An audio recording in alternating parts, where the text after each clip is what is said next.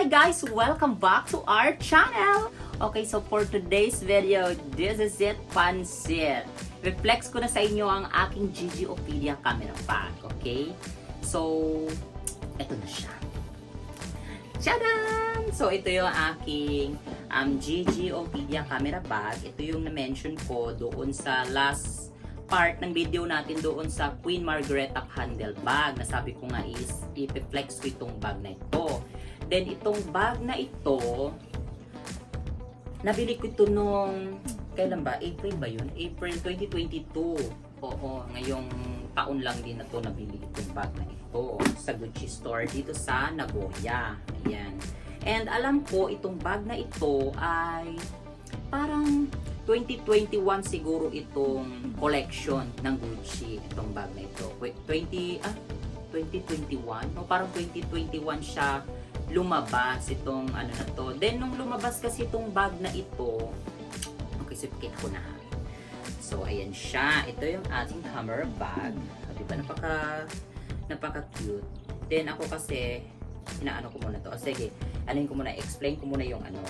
Then, itong bag kasi na ito, alam ko 2021 ito lumabas. And then, nung 2021, ang una nilang color lang kasi na nilabas is parang white yata, yun, off-white, basta yun. And, yun na sana yung bibilhin ko nung April kasi nga, wala namang ibang color kundi yun lang. Eh kaso, biglang lumabas ito nitong mga February lang. Kaya naman, nung bisa bibili na ako nung April, nung white, nung nakita ko ulit na meron na pala tong navy blue and alam ko beige itong dito niya sa may canvas niya eh. Navy blue ito, itong kanyang belt, and then yung dito lahat, yan. Then yung dito niya is beige yung color. Then yan, yung kanyang web is iba din, hindi yung color green na green and red, diba? Then, nung nakita ko itong color na to, sabi ko, ito na lang yung bibilhin ko. Kasi nga, pag yung white kasi, syempre libagin. Diba? Syempre, pagka ginamit mo, baka ma-scratch or konting ano lang, ma-scratch, syempre makikita ka agad, diba? So, hindi naman natin kasi maano ang mga bag, maiingatan ng bongacious. Talagang maano naman talaga itong scratch, okay? Then, nung nakita ko to, sabi ko, I love this color. Ayan, sobrang cute and kahit anong suot mo, bumabagay kasi nga, hindi siya ganun ka-light, hindi rin siya ganun. Tamang-tama lang siya. Ayan. So, napaka-cute itong bag na ito. Ayan. Then, malapad yung kanyang strap. Then, ayan, ito na yung style niya. Ganyan. And then, dito sa loob niya, actually, ilang beses ko pa lang ito nagagamit. Hindi ko masyado itong napaggagamit talaga itong bag na to. Okay. Ay, di ba? May papel pa sa loob. Talagang ano pa talaga, social na social pa yung bag. Ayan. Okay. Then sa loob niya, ayan. Ito yung loob niya. Kung makikita nyo dito, leather din po itong pocket niya. Pocket kasi ito eh. Then leather din yan. As in kaparehas din ito, nitong ganito na pagka-leather. Yan, leather siya. Then meron lang siyang isang pocket dyan. Then yan yung loob niya. Okay. So, madaming nalalaman din dito. Actually, long wallet kasya din. Pero kasi, hindi na kasi ako naglo-long wallet kasi nga, paliit na ng paliit yung bag ko. Kaya, hindi na ako naglo-long wallet. Mas bet ko na ngayon is yung mga tripod na maliliit na wallet. Yan yung mga bet ko. Kasi handy at saka hindi siya mahirap ipasok sa mga ganitong klaseng bag. Kasi yun, nahihirapan pa ako kasi babalagbag ko pa siyang ganyan. Hahanapan ko pa siya ng way kung paano ko siya maipasok dito sa bag na ito.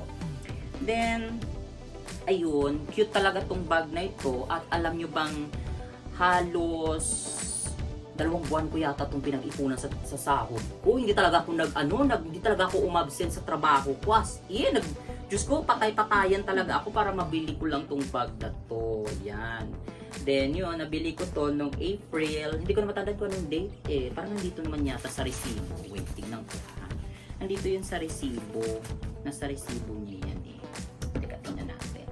Kasi nandito naman yung resibo. Hindi ko naman kasi tinatapon yung resibo ng mga binibili ko. Kasi para pagka gusto mong ipaayos. Ay, hindi. Hindi pala to April. March 19 ko pala ito binili. Itong bag na ito. Ayan, nandito. Oo, March 19, 2022 nung binili ko ito. Then, ayan yung price niya. Nandito din naman yung price niya is, takpan ko yung ano ko ha, yung aking ano, is nasa mga 143,000 yen. So, yung pinaka-original price niya is 130,000 yen. So, syempre plus tax kasi may tax din kasi dito. 10% yata tong ganito. Alam ko kung 10%, basta yun. Umabot siya ng 143,000 yen. So, sa peso, siguro na mga nasa mga 60, kulang-kulang 60,000 din tong bag na to. Nung binili ko ito ha. Yan. And, kasi, dati mura lang kasi talaga to. As in, ibagkano lang siya. Hindi naman sobrang mura.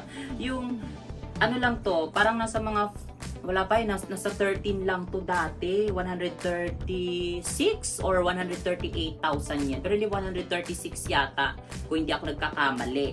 And, nung bibilhin ko na biglang tumaas ng isang lapad. Diyos ko, tumaas ng 10,000 yen. Syempre, stress ako kasi, sabi ko ba yan? Sabi ko, kailan bibili ko na tumaas pa yung ano nila, yung presyo ng mga collection nila. Actually, ganun kasi talaga daw.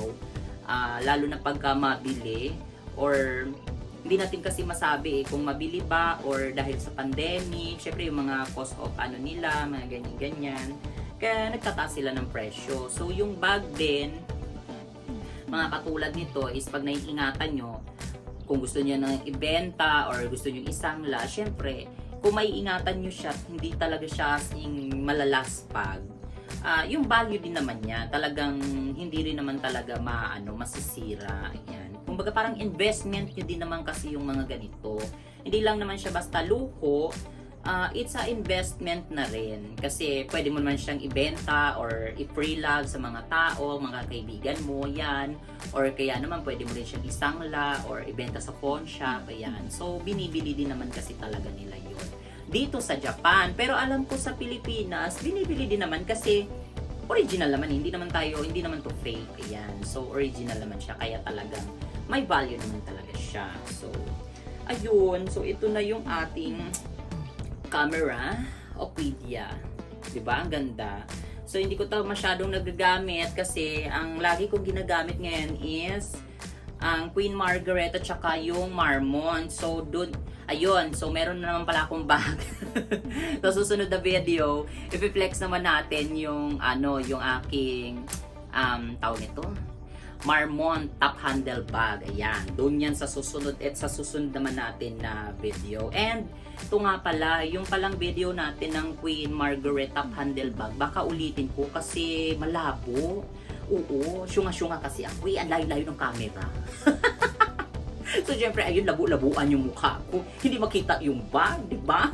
So, ngayon, ayun, medyo inayos-ayos ko. Sana ayos na nga tong video na to, di ba? Para hindi naman na tayo paulit-ulit. Oh my God, ito silang plaka lang, di ba? Todo na to.